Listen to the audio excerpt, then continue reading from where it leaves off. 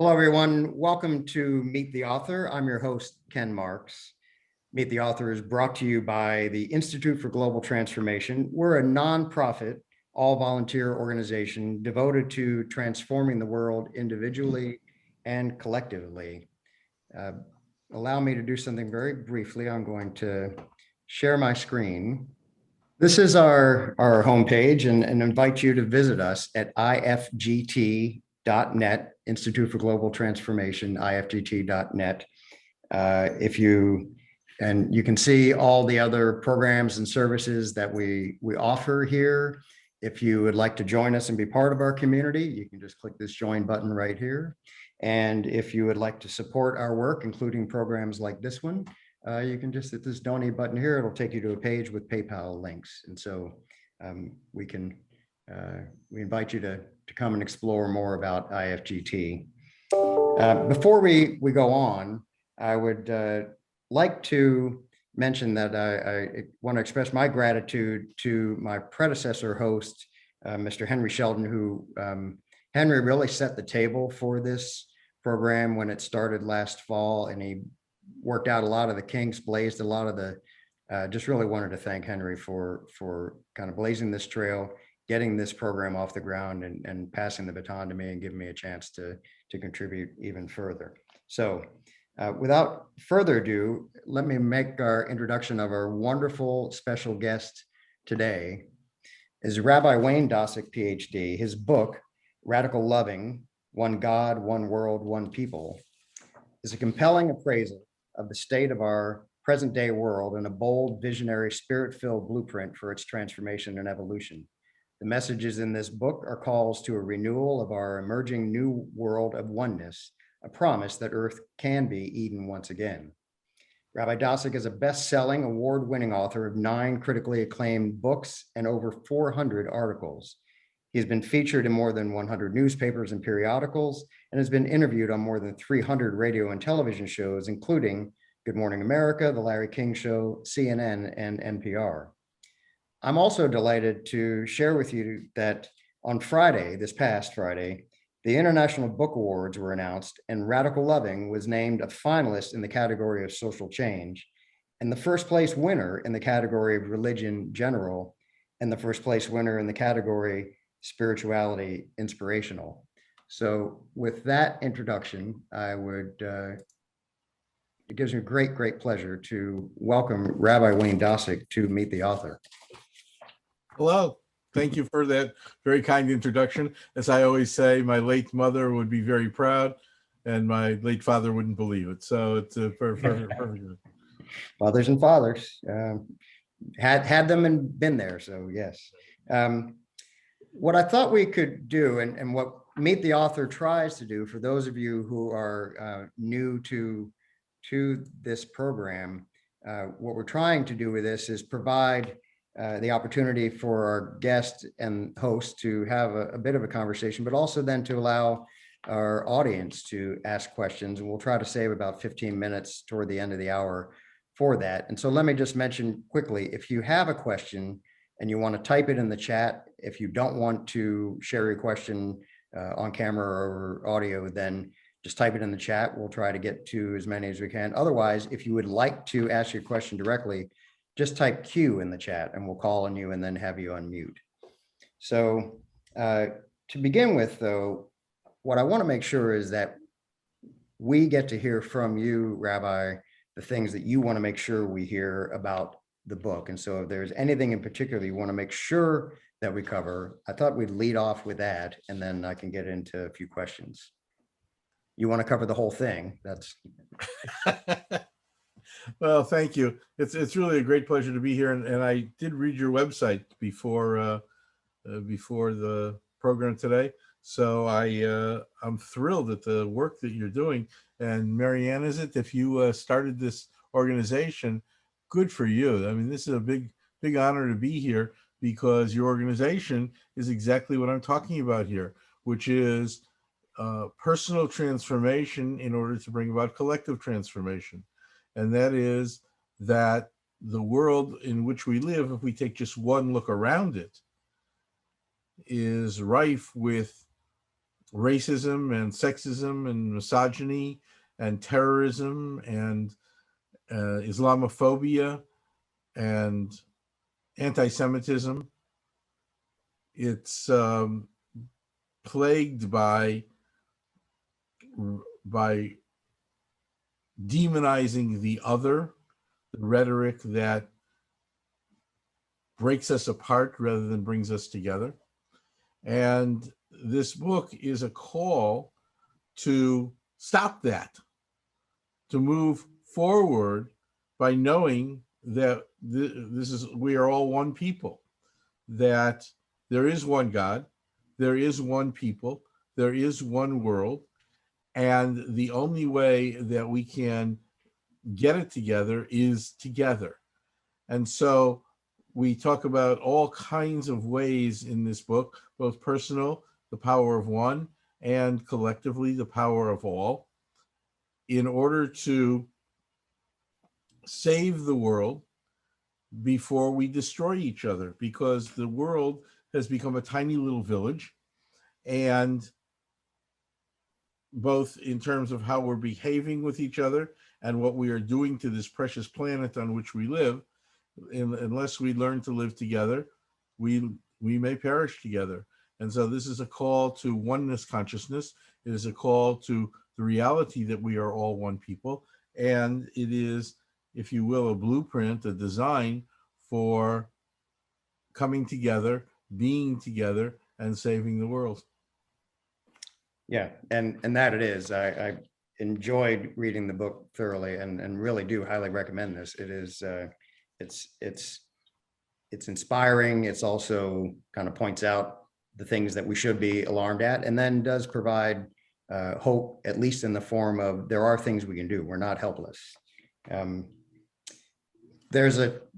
title of the book is one of the themes that you repeat through it, along with another key phrase. And I wonder if you could just talk about both of these a little bit, or what are radical loving and awesome holiness. Well, radical loving is the reality that there is one God and we are one people. And awesome holiness is taking that reality out into the world.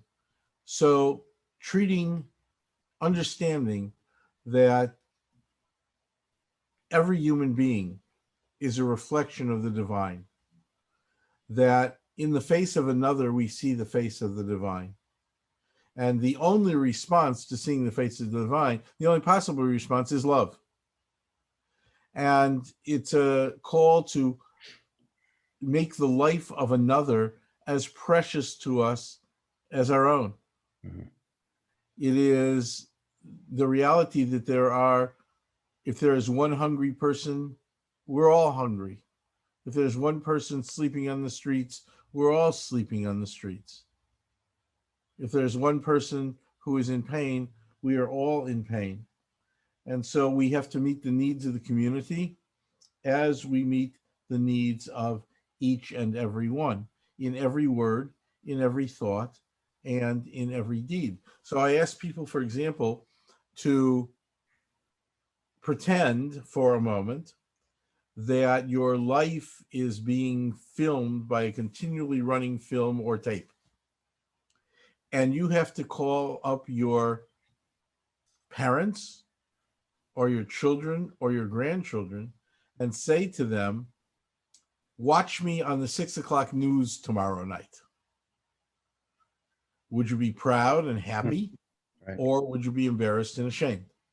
Now, there's a great story that people were in a cafeteria line, and in the cafeteria line was this wonderful plate of freshly baked, wonderfully smelling chocolate chip cookies. And the sign said, please take one chocolate chip cookie. And the next sign said, please take only one chocolate chip cookie. God is watching. And he came across to the next part of the cafeteria line, and there was this big bowl of shiny red apples. And the sign said, take as many apples as you want. God's watching the chocolate chip cookies. Great. Well, that's the way it is. So I want to shout out a name right now. Think about this name. Darnella Frazier. Darnella Frazier. Now I can see some of you here. So if you know who that person is, please raise your hand. One. Darnella Frazier is the then 17-year-old girl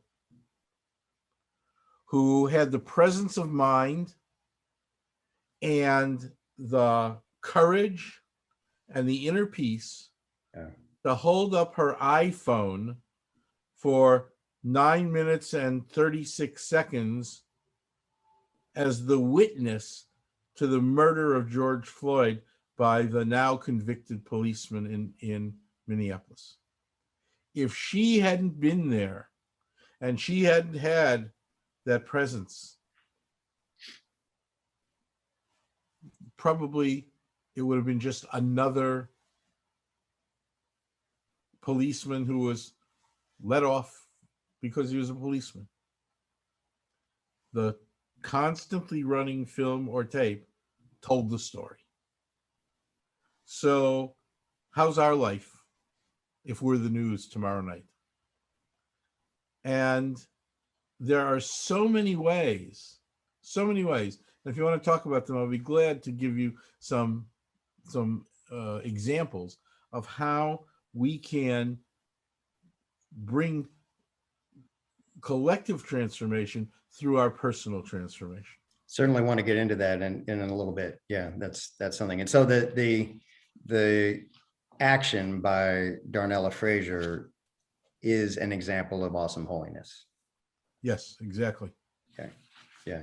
No, and it's those are, to me, those are very compelling terms, because the book is a series of calls to action for all of us to step up in ways that we probably have thought about. We've admired others who have done those things, like yourself.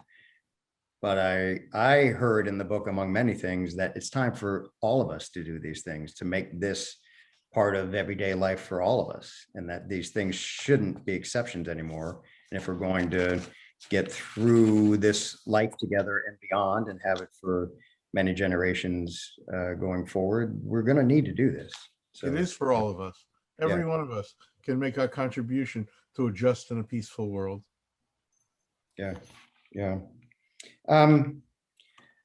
So as we were talking a little bit before we started the recording tonight, there is this book was written pre-COVID and pre-George Floyd, and that was enough to motivate you and many of us to be concerned about what we saw was happening in the world at the time. And then the pandemic hit, and so you wrote an afterword. And as I mentioned when we spoke, I thought it was a wonderful summary of the last year and a half or so, and eloquent. But for me personally, it almost felt like one of those too soon phenomena, because it's painful to read it as well, knowing what we've just been through, and we're not out of it yet. But I wonder, for you, who has been so awesomely holy and radically loving for so long, how are you feeling about things now at the current state of affairs? Optimistic, pessimistic? How do you weather all that's going on? Well, the pandemic, I wrote this book as aspirational. I see a world as it is right now, and here's the aspiration of what the world can be. And then we were smacked with reality. So the question of aspiration became reality. What do we do right now? So, there are two ways to look at the world. One is, I have a responsibility and obligation to the whole. And that's how America was founded. The original motto was E pluribus unum, out of many, one. And America was supposed to be a melting pot. And we were supposed to bring people from all races and religions and countries and ethnicities and cultures and social mores and become one great nation by weaving together a beautiful tapestry. And what's happened? That tapestry has turned into a frayed patchwork quilt of special interests. Me, me, me. Or not me, not me, not me. Hey, I'm not responsible. I'm only the victim. And you know, I hate to say this because it turns out in our little conversations beforehand, Ken, that I found out that you, like I, am a great baseball fan. Right. But I attribute this to free agency in baseball. How do I do that? Now, America was built on labor unions. I love labor unions. But before free agency, the player played for the team and for the city. You can remember, I'm sure, the names of the players of your childhood team whom you adored. And I grew up in Chicago in the 1959. It was a highlight of my childhood when the White Sox won the pennant. I still know the positions and the uniform numbers of every one of those players. Mm. And they didn't go off during the winter because they didn't make enough money. So they were car dealers or insurance salesmen, and they all came to the churches and the synagogues and the Boy Scouts and the Girl Scouts to shake hands and to give autographs and to tell stories.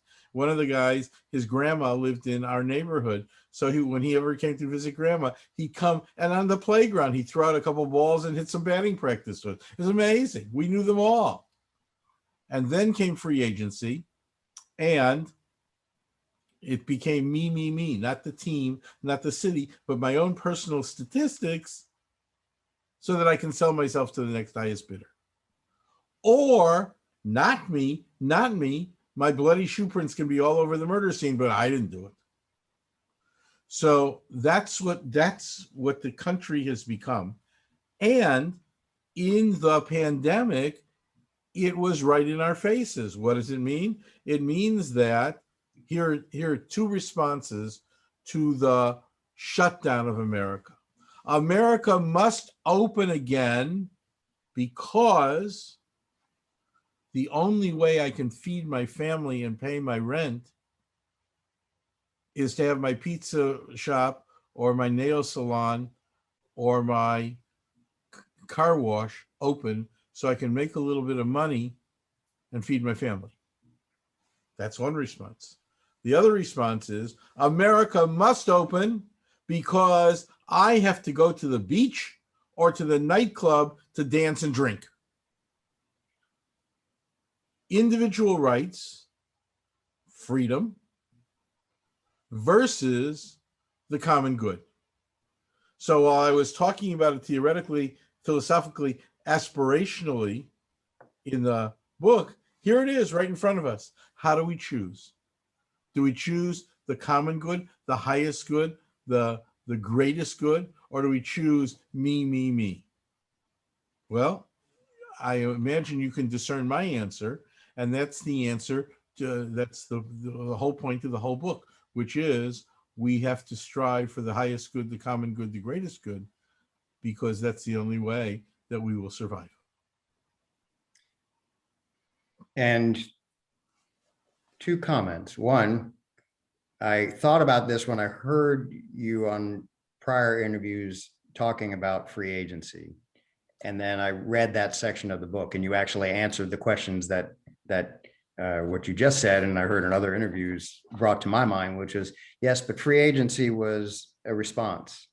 And I'm not defending it. I don't like it either as a fan, but it came about as a response because the owners were not treating the players fairly, and they weren't treating them for what they're worth. So all of the themes, the messages, the points that you make in your book still apply. And that, I think, had we been living the way that you're advocating, that you're motivating us to all think seriously about and then become, free agency probably wouldn't have come about in the first place, because the players would have been treated with more respect and paid what they were obviously worth, because they were making the owners very rich and wealthy and powerful. So Question of the entire economic system on which this country and the world is built. right. Are we going to be fair and just and equal, or are we going to be greedy and arrogant and take? Yeah, I don't want to confuse the audience at all, either here now or watching later on YouTube, that this is not a sports talk show, and that we are definitely wanting to make sure we use this just as a good kind of everyday example of something that's permeated a lot of the culture of our country, using the example of professional sports free agency, but it is certainly representative of so much more. You remain an optimist, but a realist. And I wonder if you could share your thoughts on that just a bit. Well, of course, I'm an optimist. If I were a pessimist, I would pack it all up and curl up in a corner and say, whatever happens is going to happen. And that's the way it goes. But I'm certainly an advocate for everything that I wrote in this book. This book is an advocacy book. There's no question about it. Mm-hmm. And I'm advocating a change in the world order, a new emerging new world. And I'm enough of a realist to know that those who benefit from the old world order are not so on board with the program here. But we're seeing it now. I'm here to tell you that nothing will ever be the same. We are seeing it all over the breakdown of systems, the breakdown of medicine and finance and education and government and families and religious institutions, which used to hold the center. And we can't yet imagine what the new world is going to look like. And it's painful when our long-held, comfortable beliefs are so challenged. But that's what's happening right now. And we're seeing the breakdown of the old order as the new order comes. Those who are into the spiritual world call it the move from 3D to 5D. Call it whatever you like. That's what's happening right now.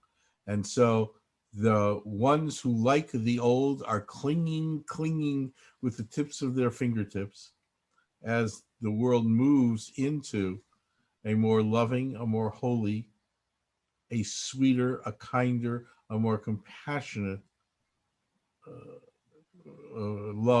loving world. Yeah, it's, I think many people in our audience will understand your references to 3D, 5D. Frankly, you have some astrological reference from transitioning from the Piscean to Aquarian age, which are things that larger general audiences might not understand at all, or just kind of, start wanting to dress us in foil hats, perhaps. But well, no, I'd like to mention that for a while, if that's okay with you. Please. The history of the world. The world is millions and billions of years old, but the history of the world goes back some 6,000 years to the moment that humankind could record its own history. So our worldview is about 6,000 years old. Okay. And the movement of the astrological signs in the heavens goes like this. 6,000 years ago, we were in the sign of Taurus, the bull. And in many ways, the pagan world was symbolized by the bull. Then 2,000 years slowly, obviously these things move very, very slowly, but 2,000 years came Judaism. And the sign moved to Aries. And Aries is the sign of the ram. And the symbology of Judaism is the ram, the ram's horn. 2,000 years later, we move into Pisces and the advent of Christianity. And to this day, the symbol of Christianity is the fish. And now, 2,000 years later, it is the dawning of the age of Aquarius. We're coming into the age of Aquarius. And what's the symbol? The symbol is the water bearer. Water is synthesizing, purifying, cleaning. And so this has been the history of humankind on this earth for the time that we can record our history. Now we are going to find out hieroglyphics that we'll be able to know about earlier history, but for the time being. And here we are. We are at the age of Aquarius, when the world will be synthesized and the water bearer will be the purifier. Hence, even more reason for optimism. So, Exactly. yeah. Well, kind of let's stay a little bit with this theme, and I don't want to dwell on this terribly long, but the title of the book, again, Radical Loving, also the subtitle, I think most could understand the reference to one world, one people. You say one God, and as we spoke about, I think you have meanings for that phrase, and I think some people may have just gotten stopped abruptly just at the word God. And so I wanted to give you a chance to also share with us the reason that you use that phrase in the title. Well, I don't want to make this a existential discussion about the existence of the divine. But of course, you know, if you had Bishop Tutu on or the Pope, they use the word God. So Rabbi Dosick uses the word God. But look at it this way. If you don't like the word God, think about the word parent or creator or maintainer, sustainer, friend, buddy. The theme song of this world lately seems to be, my God's better than your God. And I'll prove it to you, because my scripture is better than your scripture. And my values and my ethics are better than yours. And God loves me more because God blesses my nation more, or my country, or my religious faith path. It's so wrong. There is one God who is the parent of us all. One God created us all. And God says, you are all my children. I love you all equally. And I don't play favorites. I don't care what you call me, because, you know, in a family, the male parent may be called by one child father and another dad and daddy-o, or mommy, mother, mama. Same person, same God. I don't care what you call me, nor do I care how you approach me, because you all build different paths to me, from God to God, but how you get there is very, very different. I taught for 17 years at the University of San Diego, which is a private Catholic diocesan university. One of my dearest, closest friends is a Jesuit priest. Father O'Leary doesn't want me to be Catholic, and I don't want him to be Jewish. But I often went to Mass, and he would come to my high holiday services. I had him take the collection once. We did better than any other time. It was wonderful. So we're walking on campus one day, and a young man comes up to us. We were known on campus as the stodgy radicals, because we were both rooted in our own traditions, but we're pretty radical in our thinking, our theology, our practice. So this young man comes up to us, says, Father, Rabbi, may I speak with you? Of course. He said, you know, I see you guys walking around campus together, and I see you eating lunch in the deli, and you teach each other's classes, and you hang out. He said, you know, I want to tell you something. I never met a Jew before I came to this university. I'm a junior undergraduate. I never met a Jew. Father O'Leary said, I never met a Jew till I was 21 years old. And I, Wayne Dosick, when I was growing up, got beaten up by the Catholic kids who had learned from their priests and nuns that I, Wayne Dosick, had personally killed their Lord. So we had a wide variety of responses here. And this young man said to us, you know, the two of you are a living sermon. If you can be friends, I guess that I ought to meet some Jewish kids and maybe make some Jewish friends. So it is one world. Now, I will tell you where we made the mistake. The mistake is a world-crushing mistake, because Judaism came along and said, well, our scripture must be better than the pagan world. And Christianity came along and said, the New Testament must be better than what the Jews called the Old Testament because it's newer, it's better. We even call it replacement theology. And Islam came along and said, the Quran is better than both, better than all. And the Eastern religions have their scriptures, and the Native American tribes and indigenous tribes all over the world have their scriptures and tales. But it's not better. It's not replacement. It is a addition to, because there is evolving human consciousness.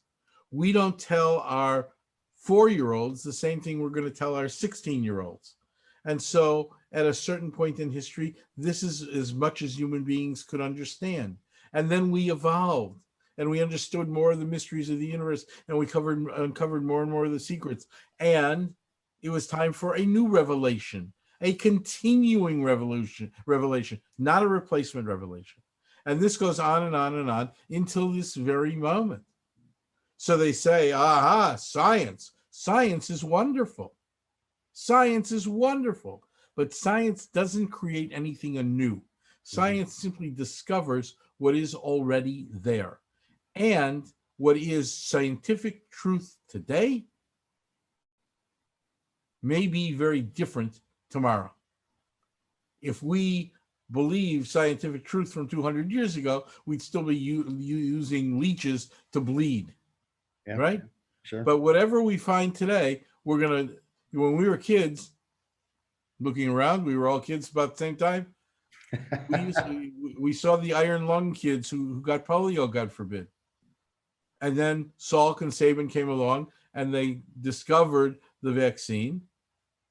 Took them years and years. This vaccine has been discovered and manufactured in months. The COVID vaccines, yes. The COVID vaccine. So we are moving ahead so much. Here's just a, I love this quote. I wrote it down so I would get it right. This is from Dr. Robert Jastrow, who was director of NASA, the Space Administration, no longer with us on this earth. But he wrote, the scientist has lived by the power of reason. He has scaled the mountains of ignorance and is about to conquer the highest peak. As he pulls himself over the final rock, he is greeted by a band of theologians who've been sitting there for centuries, right? So the parent of us all, who loves us all, who doesn't play favorites, and we all need to know that, to remember that, and then we will understand what I call, what you call, oneness consciousness. One world, one parent, one people, one future that we have to carve out right now. Yeah. Thank you. Thanks for explaining that so wonderfully. And I was certainly going to ask you to share the story with you and Father O'Leary on campus. So I'm glad that made itself available. It's a wonderful tale. And I'm going to use this as kind of a segue then. I want to kind of shift a little bit to, return to something that you already pointed out, that there is tremendous overlap. And I really was excited and very pleased to, when I was reading the book, to see how many parallels and overlaps there were between your writing, your thinking, and what the IFGT is about and what we're trying to accomplish. And that really does kind of get to something that is a phrase that's somewhat well known, the tipping point, where we talk about at some point there will become, at least we should be hopeful that there will become a general acceptance of everything in your book, basically, or at least the central themes and this aspirational ideas that won't even be really discussed because they'll just be the way things are. And you know, the examples I like to use are, at one point we were all certain the Earth was flat and at the center of the solar system. But something happened, and eventually enough people had a shift in their understandings and perspectives, et cetera, so that now, rarely do you hear anyone that is taken seriously, at least I hope, say the Earth is flat and argue that it isn't round, or that the sun is not the center of the solar system. And so in the same way, at some point, this vision that you describe in your book of a return to Eden, that is kind of what we're talking about with the work of IFGT to get to that tipping point where we're all kind of just living in this world that you describe, rather than having to work toward it or pick and choose our times and conversations carefully, or whatever it is that we do. And so I wanted to explore this with you a little bit before we open it up for audience questions, if there are some. One of the things that occurred to me as I was thinking about this part of our conversation was you use so many familiar terms and examples in the book that I'm wondering, have you yourself had what might be described as a spiritual awakening or a transformational part of your life, or is that your whole life? Is that just kind of what you were incarnated as? Well, fascinating question. When I went to seminary well more than 50 years ago, they would say to us boys, it was all boys in those days, women hadn't yet to become rabbis. They'd say to us, boys, a rabbi has one sermon to give his entire life. You'll give it in many different ways, but you will give one sermon your entire life. And when I began, my one sermon was social justice. I was in a seminary where the ancient biblical prophets, Isaiah and Jeremiah and Ezekiel and Micah and Amos were our companions in our classroom seats. And I spent a great deal of my youth on anti-war and pro-civil rights work. So for a long time, my sermons were social justice sermons, including saving Soviet Jewry and Ethiopian Jewry and against genocide. And slowly, God, sorry about that word, but it's my word and it's my rabbinate and my life. Your interview, please. Thank you.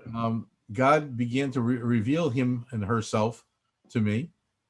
And my life became more spiritual and more spiritually oriented. And I have been very, very fortunate in the last 25 years of my life and career that I have a second sermon.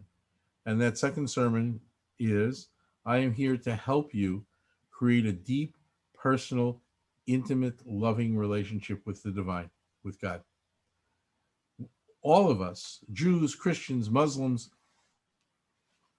people of any faith community, are really usually pretty good at the communal relationship with the divine.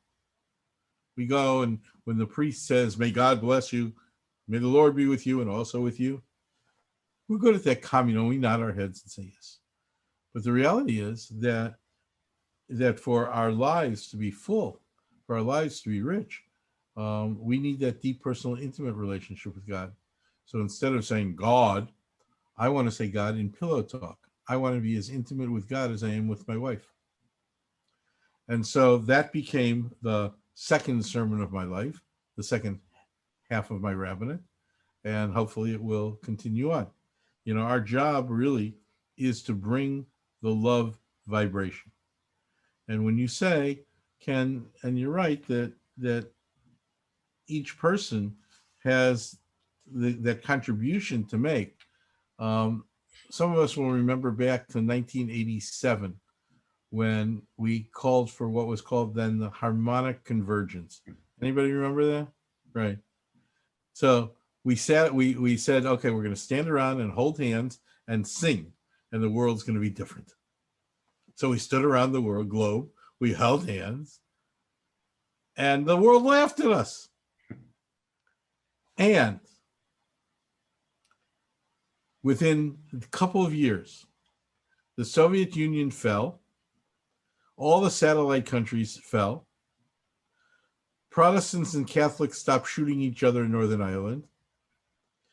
Blacks and whites rode the buses together in Johannesburg. And once in a while, Arabs and Israelis sat down at the peace table. Now, did a bunch of aging hippies do that by standing around and holding hands and singing? Probably not. But what we did do was we sent the love vibration out to the world. If you send out a vibration of hate and anger and fear, the hate and the anger and the fear will spiral and come back. If you send a love vibration, the love vibration will spiral and come back. So it's in scripture, in the Bible, it says, what do the angels do in the heavens? What do? They stand on either side of the metaphoric heavenly throne and shout back and forth to each other, holy, holy, holy. Hebrew is kadosh, kadosh, kadosh. Latin, sanctus, sanctus, sanctus. And that creates the love vibration. And that love vibration comes to the earth and we feel it. And then we send the love vibration back to the heavens. And then it becomes a circle of love, a spiral of love between human beings and the divine. And so that's our choice. Do we send hate and fear out to the world? Or do we send love and have it spiral back to us? Radical loving, awesome holiness. Yeah, wonderful. I want to ask if you can share with us briefly one other thing before we open it up to questions. And then if we don't have questions, you can elaborate. But there's basically the second part of the book is kind of a how-to on how we can do these things in our personal lives. And one of the things that I've heard you speak about and read with great enjoyment and interest is FANAMI. And I wonder, or FANAMI, or however you want to pronounce the acronym that I think you created. But I wanted to give you a chance to share that a little bit with our audience as well. Thank you. FANAMI, find a need and meet it. So when my kids were young, we decided that we would institute a teaching of an ancient sage. It said of this ancient sage that if he went to the marketplace and needed one bunch of vegetables, he'd buy two. One piece of meat, he'd buy two, one for himself and one for the poor and the needing in his community. So when the kids were little, we said, okay, every time we go to the grocery store, the supermarket, we'll buy one extra item of non-perishable food, a box of cereal, a can of tuna fish, a box of mac and cheese, a jar of peanut butter. And we won't even take it into the house. We'll leave it in a grocery sack in the car. And when we collected 2 or 3 grocery sacks, we will take it to the local food pantry. Well, I'm in the store one day, long time ago, with my then, I think, 5-year-old, who's pushing 50, I think, these days. And I took a box of cereal off the shelf and I said to him, honey, how about this cereal for our food gift this week? And in his precociousness, he said, no. And he grabbed the cereal out of my hand and put it back on the shelf. And then he stood on the grocery cart on his little tippy toes, and he took another box of cereal off the shelf, and he said, this will be our food gift this week. And I said, honey, what's the difference? And he said, look, Dad, there are hungry kids out there too. And kids like sugar frosted flakes better than we like Cheerios. In an instant, that child taught me to see not a category of people, the hungry, the homeless, the needing, the poor, but the face of a child whom we might help feed, who likes one cereal better than another. So we all put together Thanksgiving baskets to give out, right? Turkey and yams and stuffing. Well, if you do that, add in a bottle of sparkling apple cider, or a bag of colorful jelly beans, or a happily decorated cake, because somebody who's hungry and needs a turkey probably also would love to have a celebration for that holiday. We all give away a pair of pants or an old blouse or an old shirt, And you know, if a person needs a pair of pants, he probably needs a pair of socks. But nobody ever thinks to give away a pair of socks. So give away a pair of socks. And if you don't want to give away your old smelly socks, then when you give clothes to the food shelter, to the homeless shelter, stop off at the store and buy a couple pair of socks and put it in the bag with the rest of it. When you go to the hotels do not want you to steal the towels, but they are very happy when we take those little bottles of shampoo and conditioner and those other little things that they lay out for us.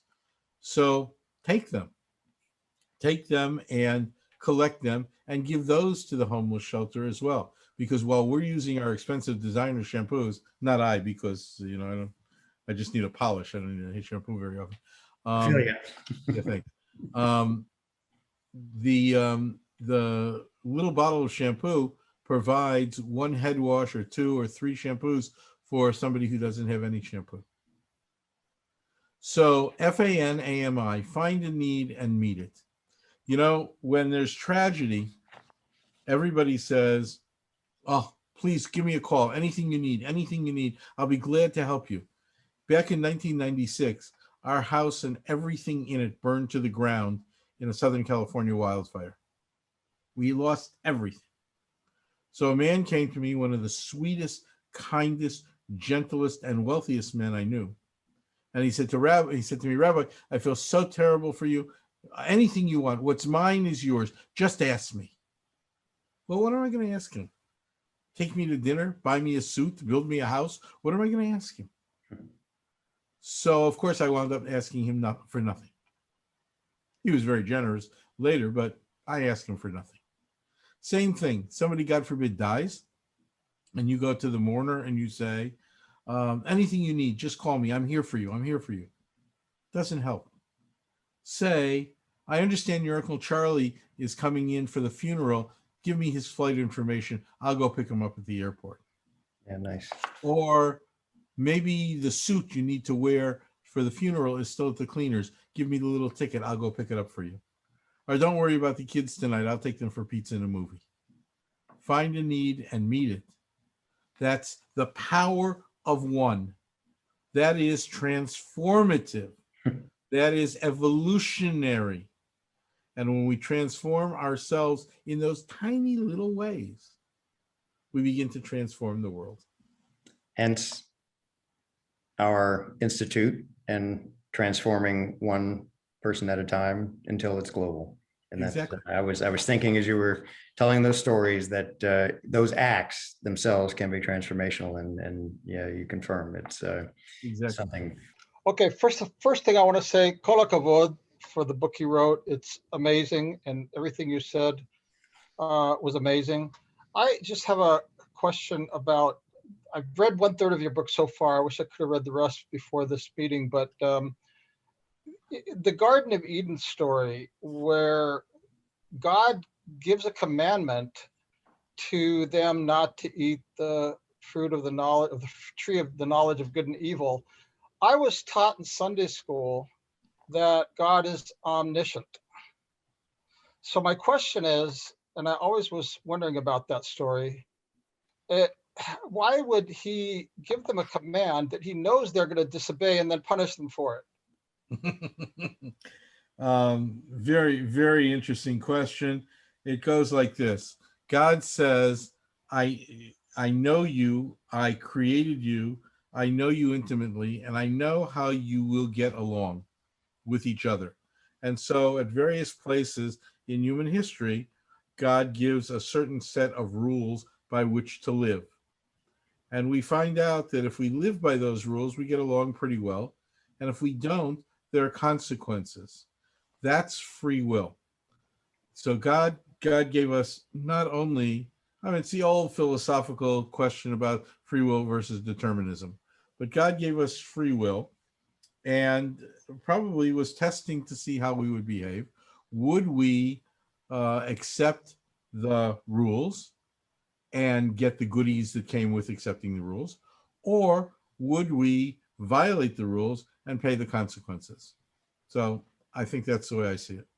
So what would have happened if they hadn't eaten the apple from the tree of the knowledge of good and evil?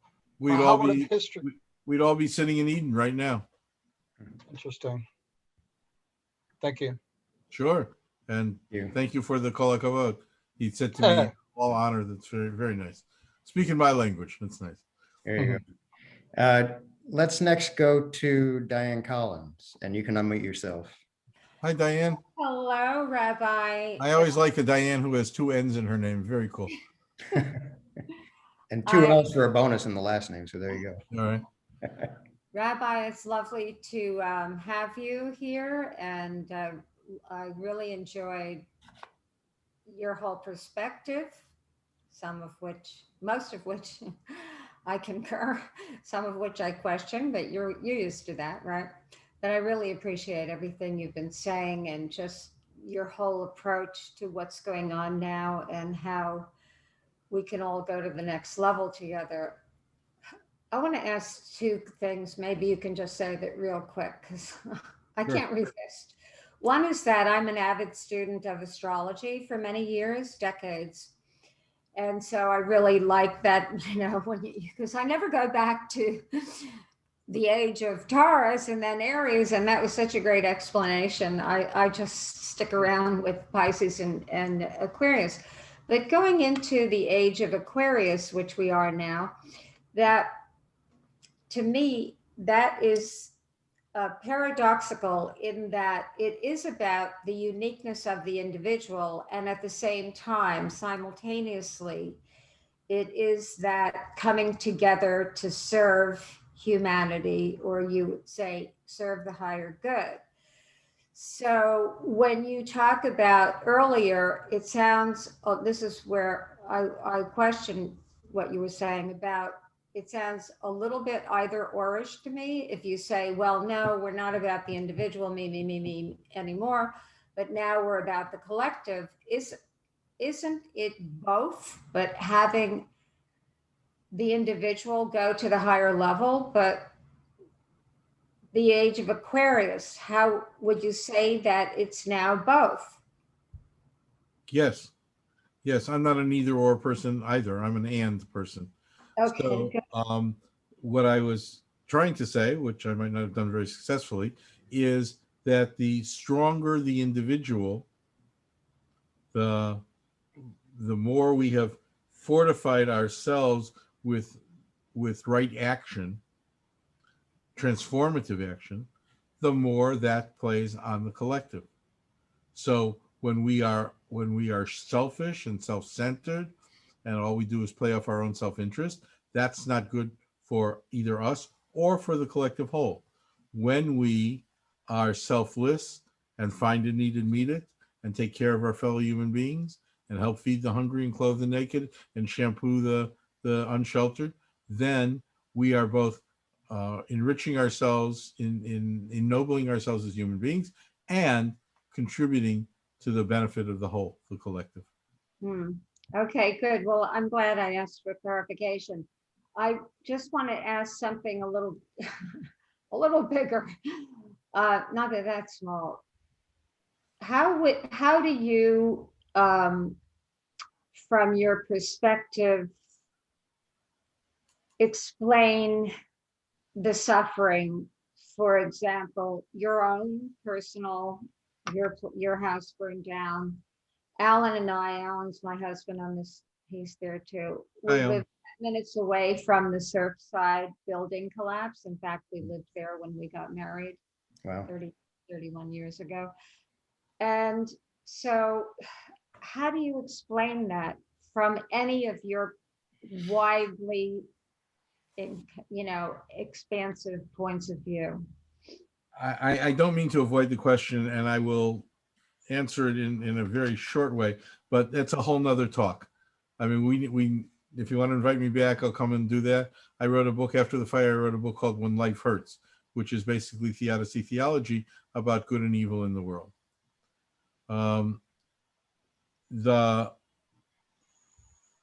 No one ever promised us a world without pain.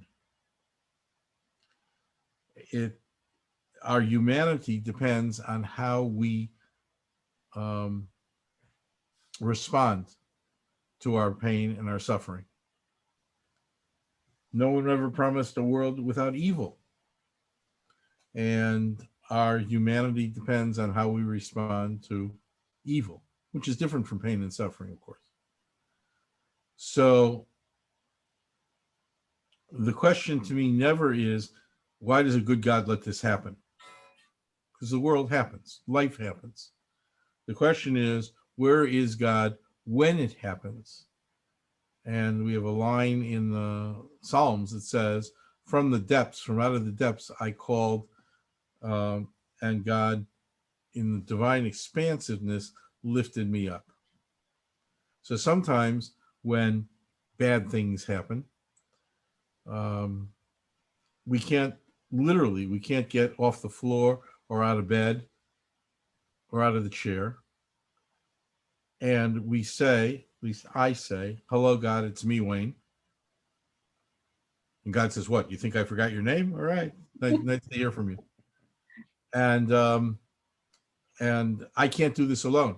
I can't do this alone. So for me, God catches my tears and holds me in comfort and helps me through and lifts me up. So a world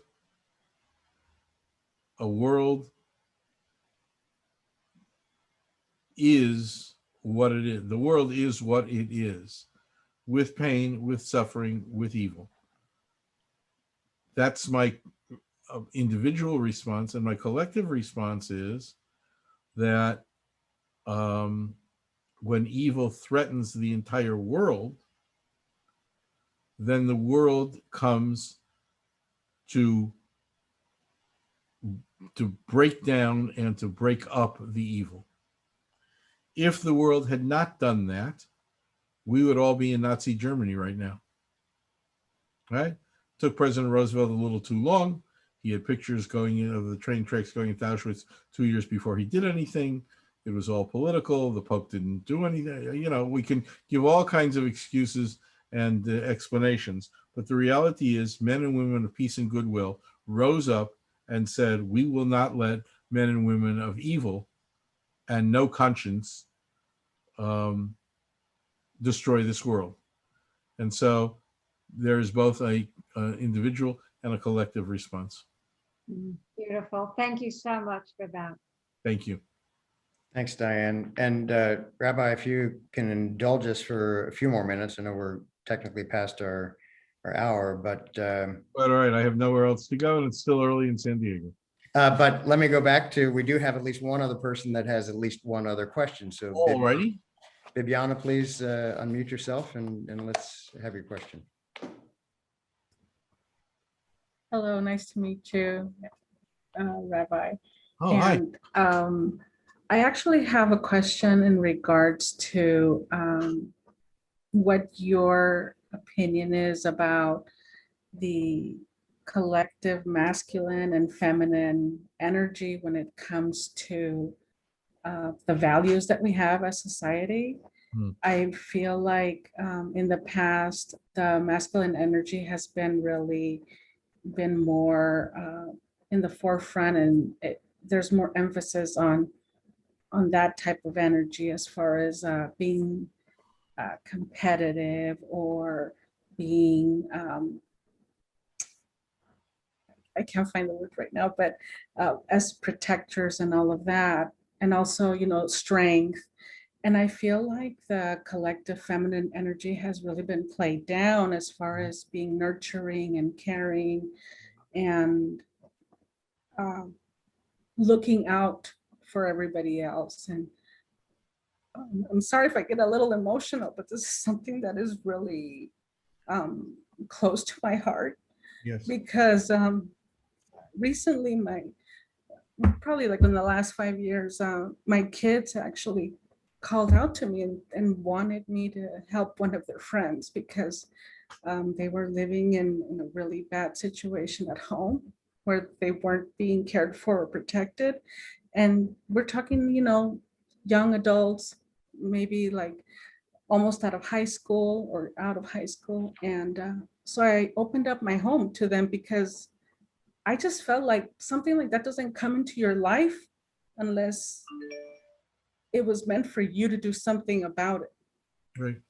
And I just wanted to kind of ask you your opinion as far as that feminine energy taking, maybe we need to pay more attention to that. Absolutely.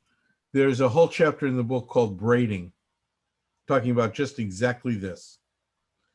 So to go back a little bit in history, when Adam and Eve, metaphorically Adam and Eve, we'll call them, violated the rules in Eden and were exiled out of Eden, it was also, that was the separation that we're trying to come back to with oneness consciousness.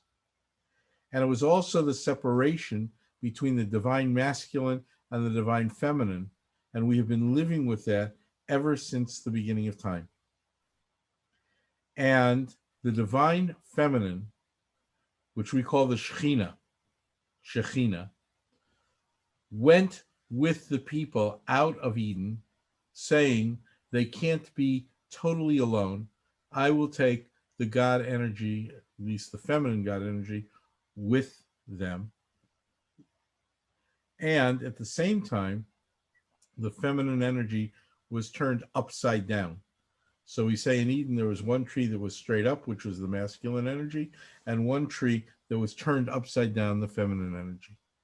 And this entire history of humankind, which my wife calls herstory of humankind, is about the need for the masculine and the feminine to rejoin, to join together again. And so much of what we have suffered in this world is because we've ignored the feminine.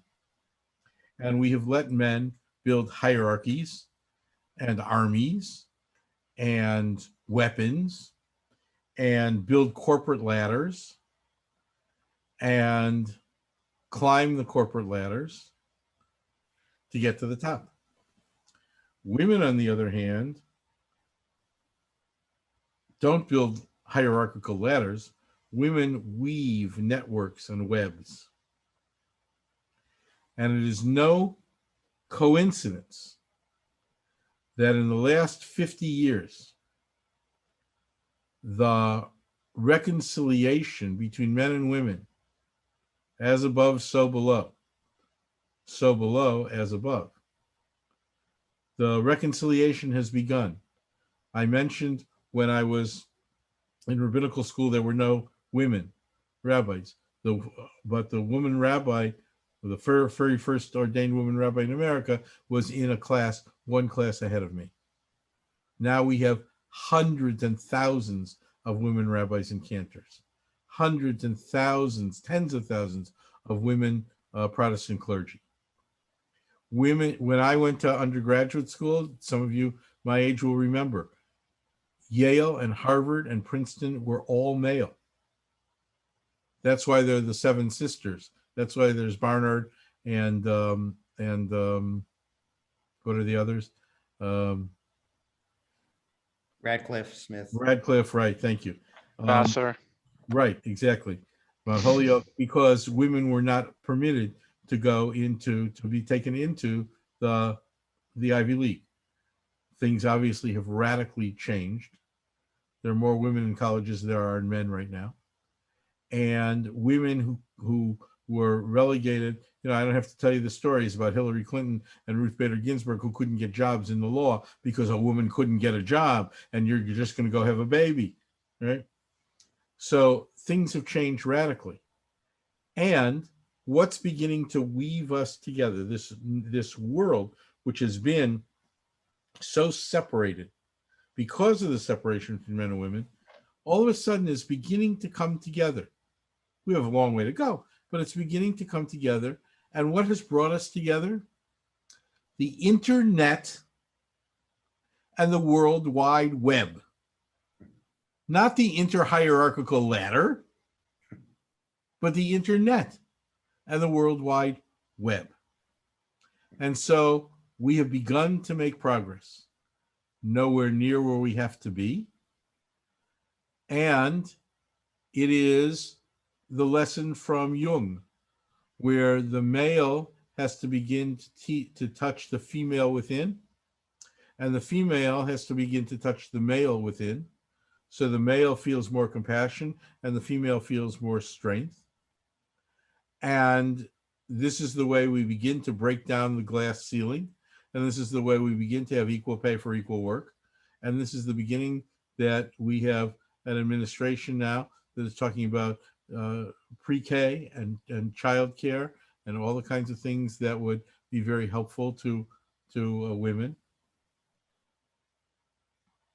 And at the same time, with all due respect, if women want equality, now here's a male statement, but I hope it's a feminist statement. If women want equality, then women have to walk into the boardrooms of corporate America and say, we will no longer use our half-naked bodies to sell your blue jeans and your beer in television advertising. That's fair too. So we are moving closer and closer. And in the book, I, along with my wife and 3 other women, wrote a prayer for braiding the masculine and the feminine together.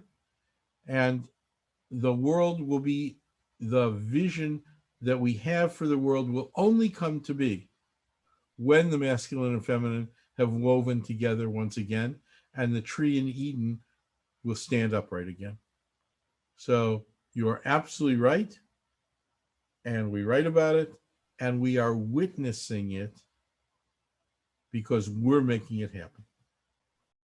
Thank you for the question, Bibiana. Well, I don't see any other questions per se in the chat, except one from Michael again, which I'm going to use as a way to ask you one last question as well. So Michael mentioned that he tried to find your book When Life Hurts on Amazon, couldn't find it there, so wondered how he could get it. And so if you could help us with that, but also if there are other resources, if you have a website or other places where we can find your books, if people want to find out more. You mentioned you have I believe a monthly radio show or bi-weekly. Yes. And so if you want to just tell our audiences a bit more about how they can find more Rabbi Wayne Dosick, that would be. Thank you. Well, When Life Hurts should be up on Amazon. It's usually there. If not, there is a site called abebooks.com, ABE, AmericanBookExchange.com. And Abe Books says, it breaks my heart. It makes me happy, but it breaks my heart when I go to abebooks.com and I see 400 or 500 of my used books that people are selling. So it is up there. The website for this book, which will be up very soon, is called radicallovingbook.com. And there, by the way, we've been talking all night. I love chanting, because it brings messages from our heads deep into our hearts. And so to go along with this book, we have created what we used to call a CD. Now young people call it other things, downloads or whatever, that have songs, chants that go along with the messages of this book. So when the website is up in a week or so, you can go to that website. You can listen to, I think, 4 or 5 of the chants, as we used to say in the old South Side of Chicago, free for nothing. And then you can either buy a download, or you can buy a hard copy CD, which we will then mail to you. And with the download or the hard copy CD come the lyrics of all the songs, so you can follow along and learn them as well. My radio show is on the computers, tablets, and smartphones at the website healthylife.net. Healthylife.net. It is the 3rd Wednesday of every month at 9 a.m. Pacific, so noon East, and 11 Chicago, 10 Mountain. And it is there live every 3rd Wednesday of the month, and then it is archived on their site for 3 months. So I do the same kind of thing. I interview authors and interesting people, And actually in August, Sarah Scarlett, right there, there's Sarah. Sarah is going to talk about a world of living in the world of books and promoting books, because you know that the estimate is that there are at least a million new books published every single year. And on any given time on Amazon, there are 7 million books. Now, how do you get noticed out of all those books? Well, people like Sarah help people like me get our books noticed.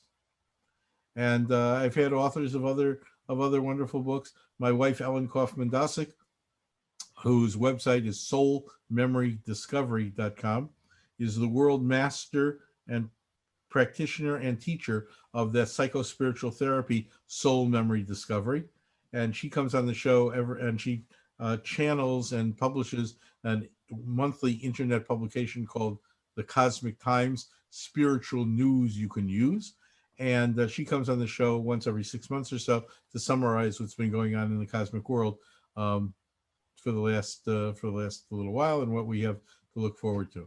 So there are so many places around that you'll probably get tired of trying to look for me, but I'm there, and I'm sure that Ken can help you find me if you need to. So I tried to grab a couple of those on the fly and put them in the chat, but if you wouldn't mind emailing me those afterward, and we'll get them out to our IFGT audience, that'd be But great. Amazon usually has a copy or so of When Life Hurts, either in the original hardcover or the paperback.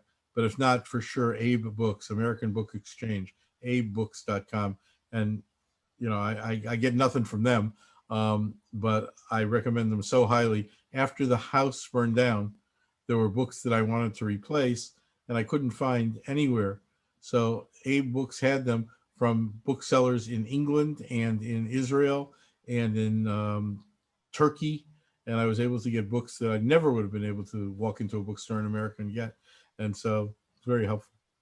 We're just at the point where I need to thank you profusely for sharing this time with us. And again, reminder that once we have the final video recording available, we'll have it on our YouTube channel. You can find us under IFGT or Institute for Global Transformation on YouTube. And but this has really been wonderful. I think we've all gotten a lot out of this.